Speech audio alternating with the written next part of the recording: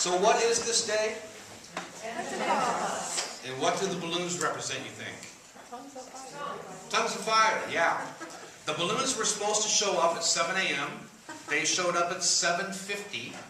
So the 8 o'clock congregation had the fun of putting up all the balloons. And actually, you know, it was such a fun exercise. I think next year we're going to take them all down and have all you put them up as part of the Pentecost celebration.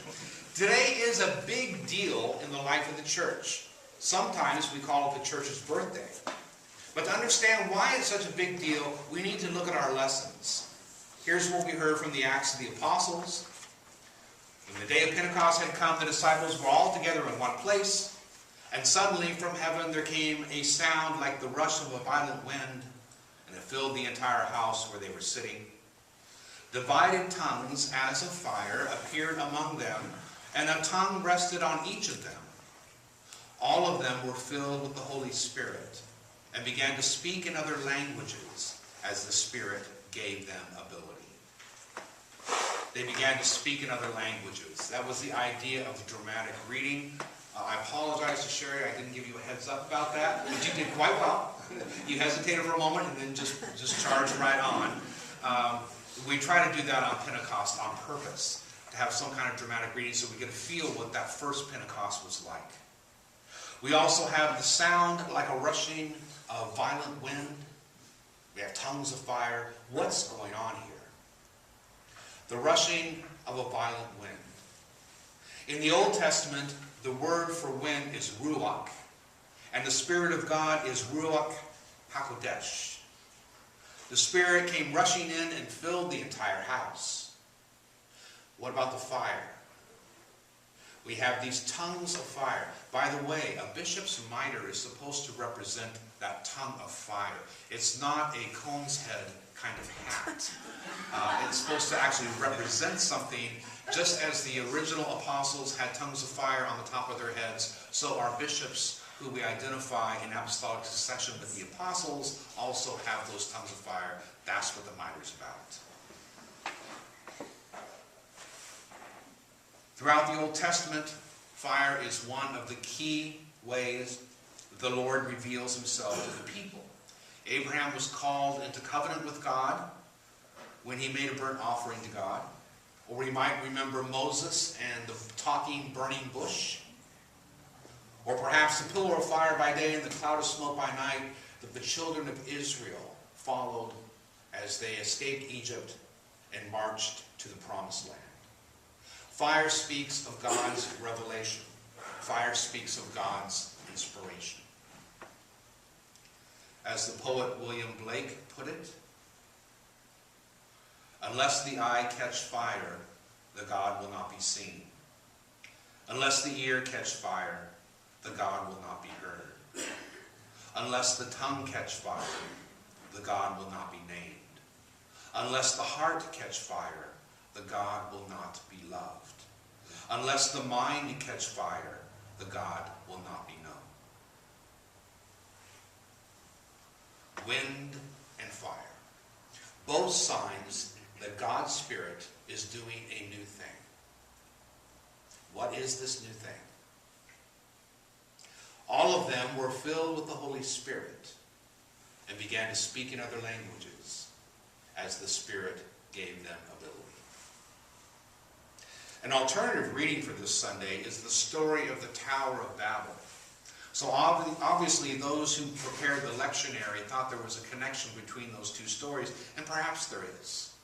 If you recall the story of the Tower of Babel, humanity started feeling pretty good about itself. They felt that they were insightful, ingenious, and what they could do was they could build a tower that reached up to God. They could get to God by their own will. And so they started building this huge tower. As the story goes, what happened was they forgot one thing. They could not reach God by the force of their own will. So God mixed up their languages, as the story goes. They all became confused, and they wandered off to form separate tribes with separate languages, and abandoned their grand project to reach God by the force of their own will. Now, The Spirit of God rushes in with wind and fire, and it's as if the story of Babel is being retold, is being undone. Parthians, Medes, Elamites, and residents of Mesopotamia, and all those other folks that Sherry had to read, but I'm not going to read all those names. A lot of other people. They all heard the disciples speaking in their own language about God's deeds of power. So the story of Babel tells of the division of humanity, dispersed to the far corners of the earth.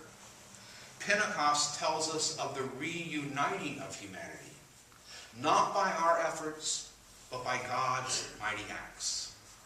On this day, heaven and earth are joined, and every person is given access to the Spirit of the living God. Now, what's the nature of the Spirit? In our gospel lesson from John, we heard these words, "If you love me, you will keep my commandments. And I will ask the Father, and he will give you another advocate to be with you forever. This is the Spirit of truth, whom the world cannot receive, because it neither sees him nor knows him. You know him, because he abides with you, and he will be among you. If you love me, you will keep my commandments." And we're given the Spirit to help us keep those commandments. What are Jesus' commandments? We find them mentioned a couple of times elsewhere in the Gospel of John. In chapter 13, "I give you a new commandment, that you love one another. Just as I have loved you, you also should love one another. By this everyone will know that you are my disciples, if you have love for one another." And then again in chapter 15, "As the Father has loved me, so I have loved you. Abide in my love. If you keep my commandments, you will abide in my love. This is my commandment, that you love one another as I have loved you." So according to John, it appears that Jesus' commandments are all about us loving one another. So what does the Holy Spirit, which arrives with wind and fire, have to do with love? What does this Holy Spirit, which undoes the separation and tribalism caused by Babel, have to do with love? What does this Holy Spirit, which we are each assured we receive at our baptism, what does that Holy Spirit have to do with love? Well, the reality is the very nature of God is all about love. The flow of God's grace, initiated by God, made abundant by God, flowing always from God.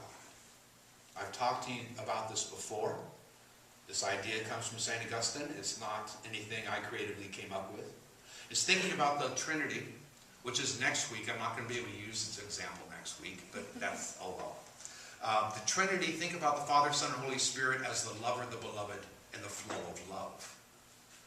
So the Father is the lover, the Son is the beloved, and the Holy Spirit is that flow of love. As Augustine tells it, before the creative act, before there was anything, the Father and the Son were in relationship, and the flow of love between the Father and the Son was going on continuously. Then something unique happened. The Son came down to earth. That flow of love, that grace continued from the Father to the Son, but now stretched down to earth. Then Jesus said, "When you pray in my name, when you act in my name, when you are one of my disciples, you can access the same flow of love that I've received from the Father since before the creative act." So now, as Christians, we receive that same flow of love, that same grace that Jesus had from the Father in the beginning. When we access this flow of love, what happens is we become conduits. It flows from God through us out into the world.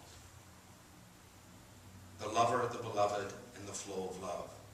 So this is an important day in the life of the church. It is the day the church caught fire of the Spirit and ignited the world with the love of God. This is an important day for all of humanity.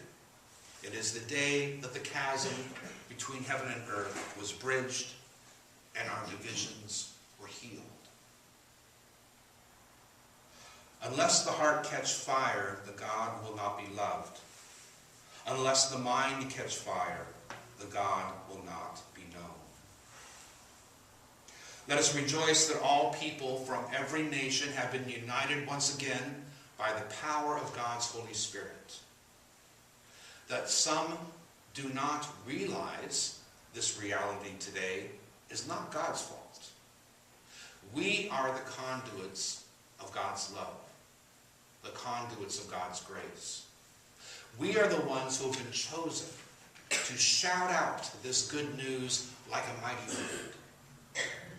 We are the ones who have been chosen to breathe onto the sparks of divine love until they become a raging fire that sweeps over this entire